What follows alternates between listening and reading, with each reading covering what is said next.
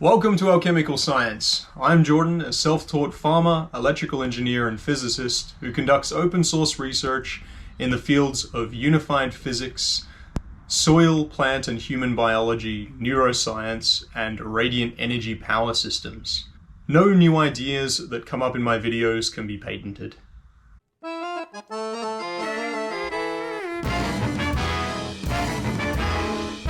In this video I'm going to be showing you how to make a simple semi-solid electrolyte made from bismuth and graphene, the primary ingredients. It's based on a couple of others recipes which I'll link to down in the description if you want to see how I came up with it. It does still have a few issues, but it can be used for supercapacitor cells or for radiant energy collectors, which is what I'm using them for, so-called. So you can see my overview on radiant energy collection video, which I'll link to here, if you would like to find out more about radiant energy collection in general and what I'm using these cells for, what I'm trying to find out with them. But today I'm just going to jump straight in and show you how to make them with these ingredients I have here. So it's a PVA glue based mix, and it's a little bit like the goo that children are using, you know, like this colored stuff that they're just molding and making stuff out of. A lot of the time this is made from this same kind of non-toxic glue materials. Even Elmers, the company, produces this goo stuff. So this is really similar to that, except it's got these semi-conductive properties. So the aim with it is that we're using the PVA and water mix and this Johnson's baby powder as just an inert kind of dielectric binding material that will insulate and kind of create an atomic path through the semi-solid electrolyte layer through this graphene oxide, which I've made, which Robert Murray Smith, the inventor, has a video on how to make that really cheaply yourself, just from these number 1 or number 2 flake graphite, which is really cheap. It's only about $40 a can, whereas this stuff's about $200 a gram if you buy it yourself. But you can make it really, really cheaply at home with a few precautions. Check out his video for that. And then I'm going to be putting the electrolyte to test it between these 2 plates. So this one's just some galvanized steel, I think it's 3 mil, and this is some graphene foil, which Robert Murray Smith calls graph oil, and he's got a lot of material on as well, which is just like a pounded graphene, like same stuff as this again actually, pounded graphene or graphite flakes without doing the processing to make it into graphene oxide, which is what this is, to make this into this kind of funny little solid plate here. And I've just found that this is one of the best conductors. You get the best current from using this graph oil, but you can certainly use other things. Like I've experimented a lot with using activated carbon, activated charcoal powder in really, really similar formulas, and that works just fine for the other plate. But anyway, today we're going to be focusing on the electrolyte. So all I'm going to do is weigh out 10 grams of this Elmers school glue, and you have to be careful about which, there we go, close enough, 12 grams. You've got to be careful about which PVA glue you use. I found that some work, some don't. I think Elmers is around 55% PVA, because the rest is made from like acetone or something, or some other kind of binding ingredient. So you want to make sure that you get the right PVA. Elmers works, but there's probably some other ones to experiment with as well, or you can use PVA powder, just the powder stuff, and you mix that through water. But anyway, the Elmers works, and that's available kind of worldwide, I think, so that's the one we're going to use. So we've got 10 grams of that. Add 10 grams of distilled water, and of course you can convert this to ratio amounts, so you can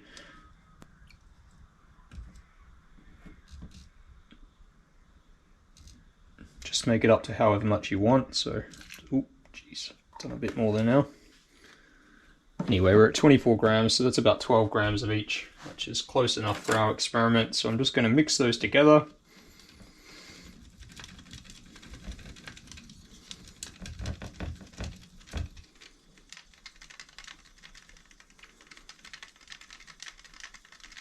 And you've got to mix them fairly well. They don't go together that well, but they make a reasonably good end product.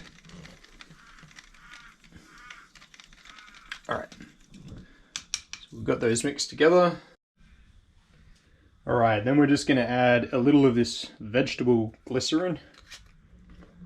And I'm just going to use a very small little tip of it. That'll be enough. Mix that through as well.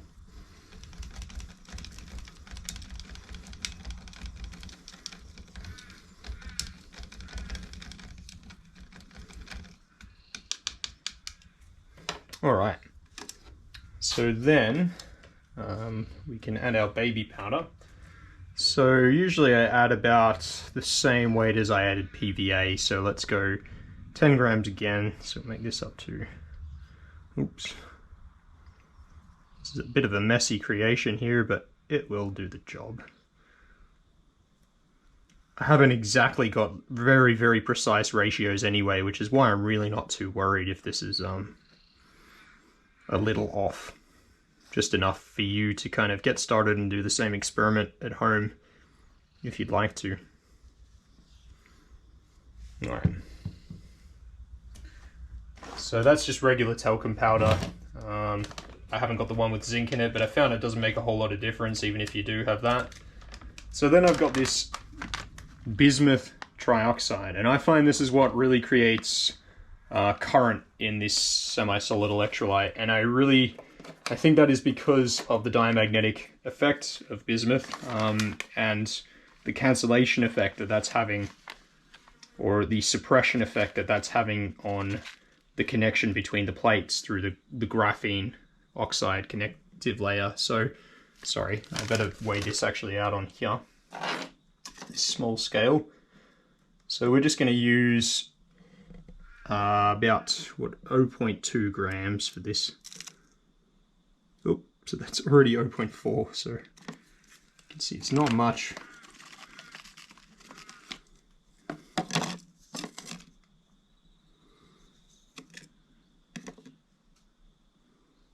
.25, close enough. It'll leave a little bit in the container there anyway. Alright. So then we'll get our graphene oxide, and then we use about 0.15 of this. I've just found a little less than the bismuth. And now I've found better than bismuth trioxide is actually just using elemental bismuth, but this is what I have on hand. So if you have elemental bismuth, it won't totally mix through. There'll be a few pieces left at the bottom, but it creates quite an interesting effect. So it's certainly worth experimenting with, and you just filter the particles out at the end. So this is our graphene oxide that's been ground up again, of course, after it's been expanded. We'll add that in there, and our cake is nearly finished. So we'll just stir this all together.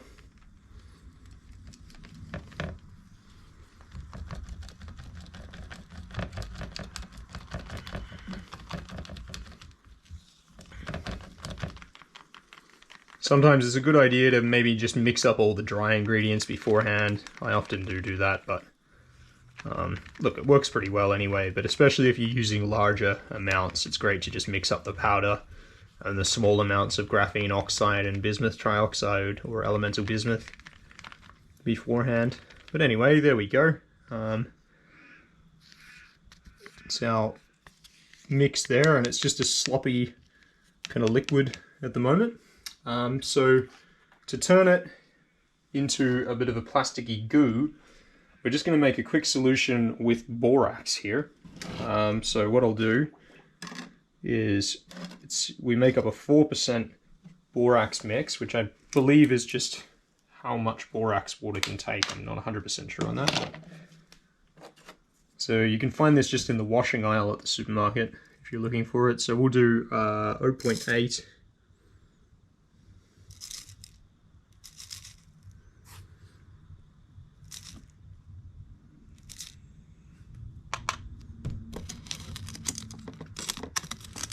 roundabout. Wait, it just won't dissolve if there's a little extra. And we'll use distilled water again to make that up to 20 grams.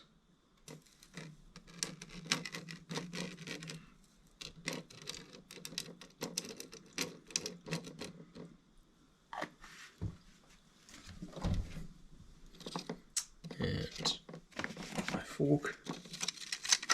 Sorry, there's a little bit of residue left in these containers, but it's fine. It's just from the same type of experiments. It's not very tidy. All right. So then when we've got all of those together, we just grab our mix, and this is all going to happen really quickly, so make sure that borax is dissolved in there, and then we just tip a bit in and stir like mad, and our goo is going to develop just like that. And you'll see, yeah, it's still a little kind of slimy and sticky. So, oops. I'm just going to add a touch more of that borax, give it another stir, and often just doing it in 2 shots like this works really well, and you'll feel it really coagulate all of a sudden. Alright, and at this point we should be able to pick it up with our hands, and it looks like it is really, really sticky, but it actually comes off reasonably easy. Yeah, and it can even be a little better than this sometimes, but that's really good actually, because we kind of use it as a binder to put the plates together anyway. So let me scrape that off my fork there. Alright, so that's good, and you'll find also this will also kind of harden up a little bit, probably after a few minutes too. I find sometimes your mixture will look very sloppy. Leave it for a minute or two. If you add too much borax, you'll find that it splits and kind of doesn't really work out, but otherwise that's pretty good. So I'm just going to grab my 2 plates here, sorry. So we'll just put our steel plate down. And I find it's pretty easy to do this when it's wet, but you can let it dry out a little bit, so it's just a little less madness.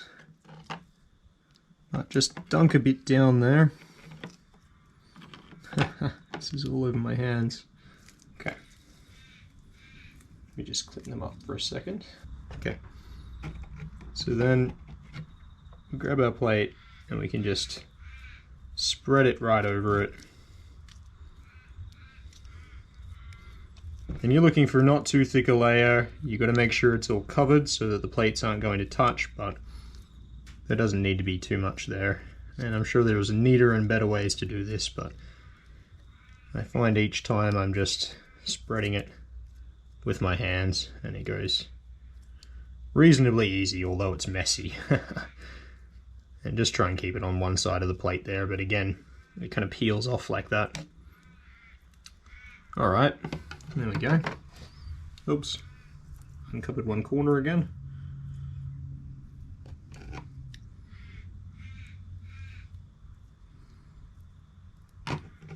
There we go. Just clean off my hands again. Alright, so now that we've got that plate covered, we'll just get our graphite plate as well and press it down on top. And we'll press out the edges a little bit. You can clean that up a little like that.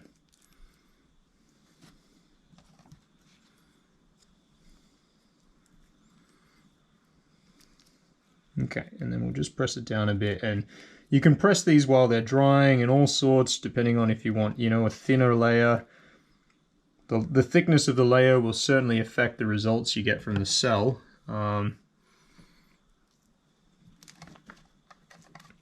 Alright, so I'll just grab the multimeter and we'll do a quick initial reading on that one.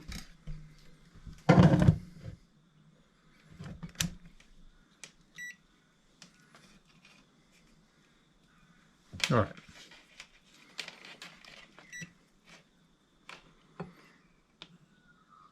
Okay, so about 0.89 volts DC, and it's raising as we keep it on there, which it'll do that. They're very interesting. That's why, you know, they are really just supercapacitors with that carbon element, but they seem to conduct energy, which is themselves from the atmosphere, which is what's interesting about them. So we'll just have a look and see what kind of current's coming from them.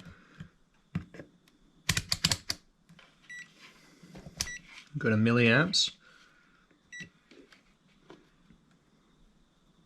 Oh, okay, yeah, so we've got about 15, 10 milliamps, 11.